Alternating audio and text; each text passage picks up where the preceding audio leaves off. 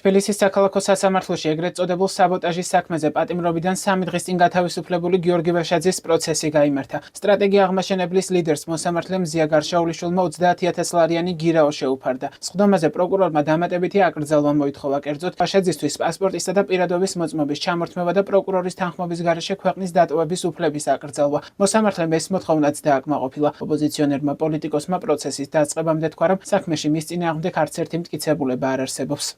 საქმესთან დაკავშირებით, როცა გამოვედი საპატიმროდან, გითხარით, რომ უბრალოდ სარიელი ფურცელია, ჩემი სახელი და გვარი და 15 წლიანი მუხლი. და სწორი არის ის, რომ ასეთი საქმეები სამართლებრივ სახელმწიფოში არასდროს არ უნდა არსებობდეს პროკურატურაში. დაახლოებით იგივე, რომ თქვენ ხვალ გაიღვიძოთ და გენერალურმა პროკურორმა გამოგიცხადოთ, რომ რავი, ბრალი გედებათ ყაჩაღობაში, ოღონდ არც დაყაჩაღებული არაფერი, არც არაფერი არ არსებობს, არც მტკიცებულება არაფერი უდევთ საქმეში, უბრალოდ ასე უნდათ, რომ თქვენ ბრალი გედებოდეთ რაღაცაში. აი ზუსტად ასეა ჩემი საქმე, რავი, ნებისმიერ შეგიძლიათ ნახოთ, რომ შიგნით არაფერი არ დევს ფიზიკურად, არაფერი ყალბი მტკიცებულებაც კი. მაგრამ ნუ დღეს ველოდი ამ კვეთღონისძიებას, სხვა შორის ზურას დაურეკე და შევეხმიანე რომელ საათზე დაგირეკეს თქო, იმას 3 საათზე დაურეკეს.